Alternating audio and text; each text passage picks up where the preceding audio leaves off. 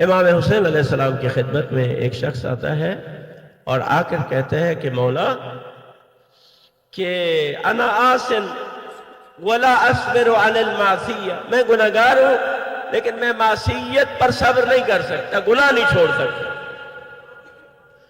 گناہ نہیں چھوڑ سکتا۔ سید الشہداء امام حسین علیہ السلام نے اسے نصیحت کی، اس نے کہا مجھے کوئی نصیحت کرے جس کی وجہ سے یہ گناہ مجھ سے چھوٹ جائے۔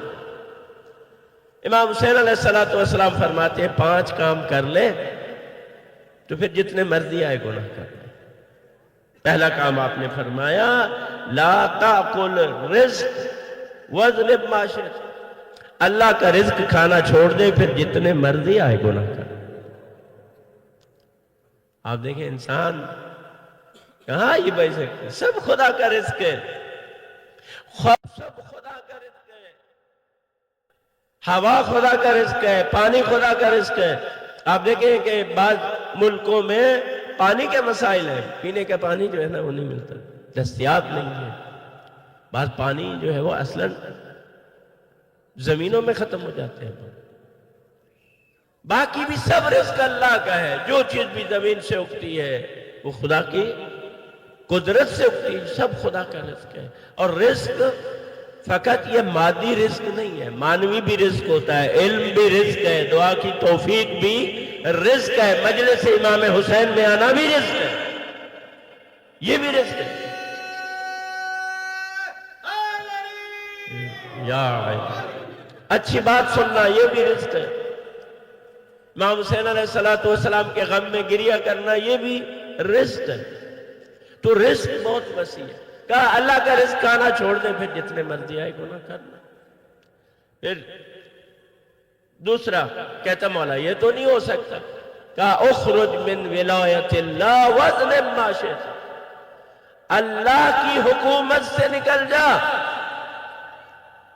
پھر جتنے مرضی آئے گناہ کرنا۔ اب بتائے کون ہے جو اللہ کی حکومت سے نکل؟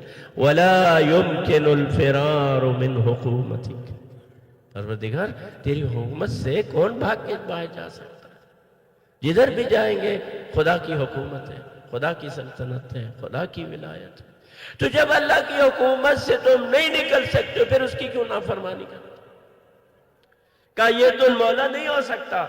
امام نے فرمایا کون؟ مولا امام حسین علیہ السلام فرما رہے ہیں اطلب موضعا لا یراک اللہ، پھر تو ایسا کر کہ ایسی جگہ پر گناہ کر لے، اللہ کی نافرمانی کر جہاں تمہیں اللہ نہ دیکھتا ہو، جہاں تمہیں اللہ نہ دیکھتا ہو۔ ایک کلاس تھی، کلاس میں سب سٹوڈنٹ تھے، استاد جو ہے نا ایک سٹوڈنٹ کو خصوصی توجہ دیتا اور خاص اس کا ریگارڈ کرتا تھا۔ باقی طالب علموں نے، سٹوڈنٹ نے اعتراض کیا کہ یہ آپ اس کو کیوں بہت زیادہ اہمیت دیتے ہیں، باقی سٹوڈنٹ بھی تو ہے، سب کو برابر کی نگاہ سے آپ دیکھا کریں۔ اس نے کیا کیا؟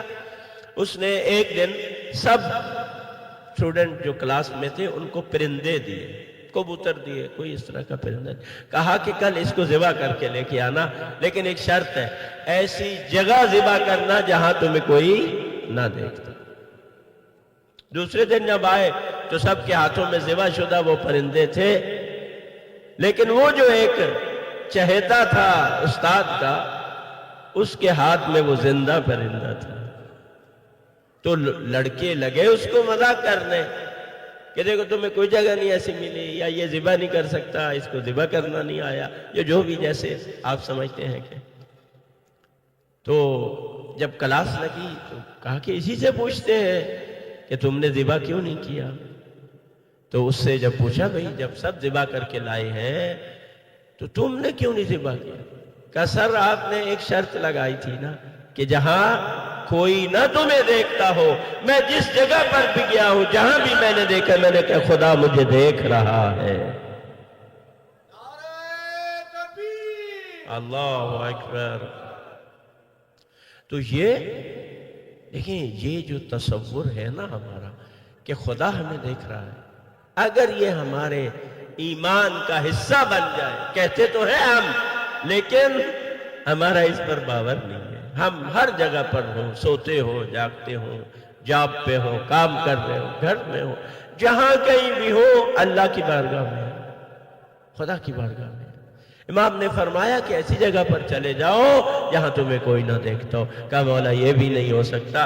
امام نے فرمایا پھر یوں کر، اذا جاء الملک الموت لیقبض روحک، کہ جب ملک الموت تیری روح قبض کرنے کے لیے آئے تو اسے اپنی روح نہ قبض کرنے دینا۔ کہا یہ بھی نہیں ہو سکتا۔